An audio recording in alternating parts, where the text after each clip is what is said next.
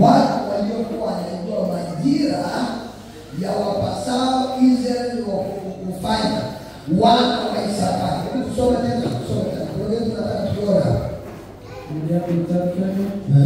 Na wana wa Isakari, watu wenye akili za kujua nyakati, kuyajua ya wapasao Israeli wayatende. Mito yao walikuwa watu 200 na ndugu zao wote walikuwa chini ya amri yao. Mungu alipowaweka Israeli, aliwapaka watu wanaitwa wana wa Isakari, akawavutia roho ya akili katika eneo la kujua majira na nyakati na cha kufanya. Kwa hiyo hawa ndio walikuwa wanawaambia jamani, wakienda, yaani maana yake ni kama watu wa Israeli wanaenda kuongeza msoto, tunafanya nini sasa hivi? Wanasema hapa sasa hivi wakati wa kulima, sasa ni wakati wa kwenda vikali, sasa ni kufanya. Wao walikuwa wamejaliwa neema ya kujua wakati na cha kufanya. Hebu sema wakati na cha kufanya katika hicho, katika huo muda.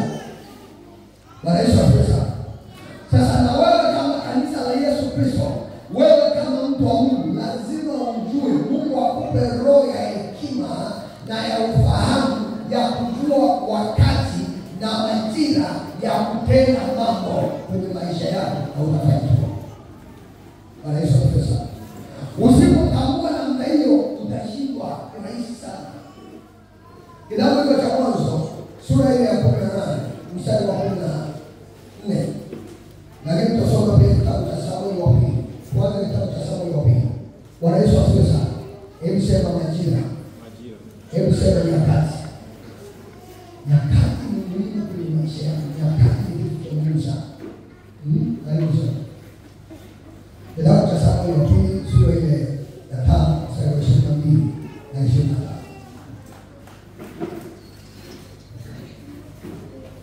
Imeandikwa,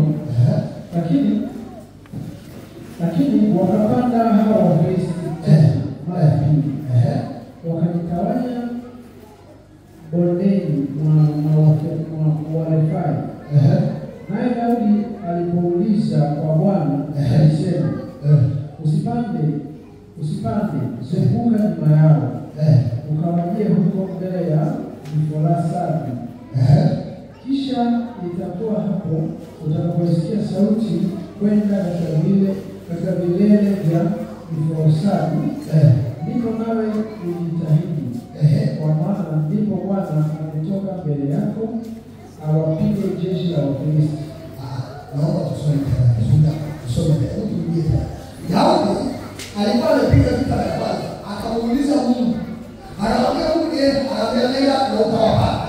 Lakini ikaja tena vita ya pili, akamuuliza Mungu tena. Mungu akamwambia pilipili usiende. Utakaposikia sauti ya kutembea kwenye miti na hizo miforosani, ndipo mimi nimetoka, basi ufanye haraka, kwa sababu mimi ndio nimetoka kupigana na Wafilisti. Maana anaambia pilipili nitaenda kupigana pamoja na wewe. Lakini utakachokuwa makini ni kusikia saa ya sauti ya kishindo kwenye miforosani. Usiposikia unapigwa. Yaani Mungu anaweza akatangulia wewe mwenyewe. Hebu tusome tena. Tusome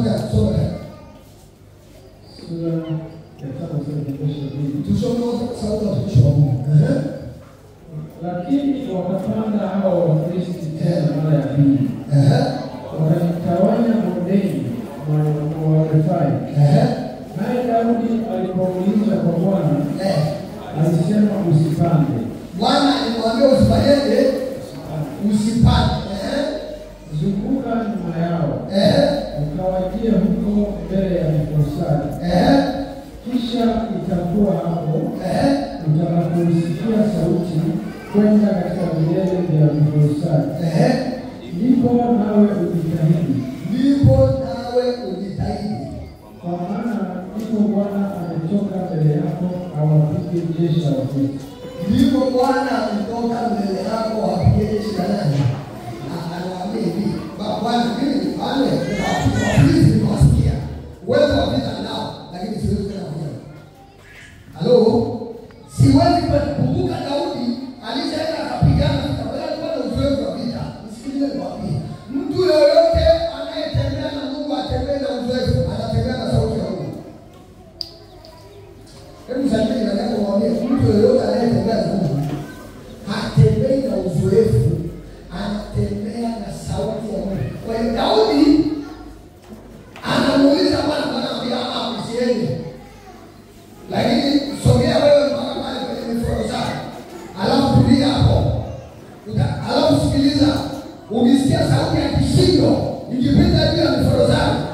ndio na wewe utoke na ufanye haraka, maana ndio mimi nimetoka kupigana. Sasa kuna mtu ambaye, nisikilize, kama tujifunze kidogo kwenye hii.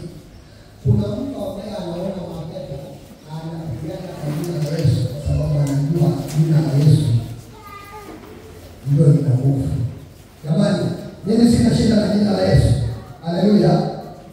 Lakini Daudi anaambiwa hivi, wewe usiende kupigana. Maana kama Daudi aliambiwa hivyo, hata sasa hivi sio kila vita ya kupiga kila wakati.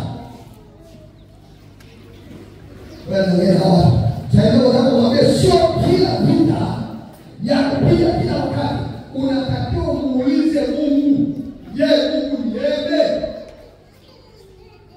Alipouliza kwamba muuliza Mungu, kule Mungu kumwambia hivi tutapigana. Lakini pia nataka tujifunze hivi kwamba wakati na muda wa Mungu ilibidi Daudi ausubirie huo muda na anyanyuke kulingana na ule muda wa Mungu, maana ule muda wa Mungu ndio ulikuwa sasa kupiga hiyo vita. Sema katika jina la Yesu. Sema katika jina la Yesu. Mungu naomba nipe neema niweze kujua muda wa Mungu, muda wa kupiga neno la Mungu katika maisha yangu katika jina la Yesu. Daudi alishinda vita kwa kusikia sauti ya Mungu na kujua Samu ametoka kupigana vita yake. Sema katika jina la Yesu. Kuanzia sasa nitaisikia sauti ya Mungu. Hapa ndio wanaelewa kwa wale. Kwa sababu wanaona Mungu ndio kupigana vita. Na asilimia wote walifika kwa nasema katika jina la Yesu na kulipoa. Kuna sababu anamwambia tulia, nitapiga mwenyewe. Sasa unamwambia Mungu nani aliye wewe nitabiri. Sema Bwana Yesu. Nipe kujua muda wako. Nipe kujua muda. Kitabu cha Yeremia sura ile ya 8 mstari wa 7. Yeremia 8:7. Lakini naomba mtulie na fungue kitabu cha Danieli sura ile ya 2 mstari wa 21. Bwana Yesu asifiwe sana. Mungu anakushindia vita yako leo katika jina la Yesu. Mimi naamini kuna Wafilisti watapigwa leo katika jina la Yesu. Karibu sana.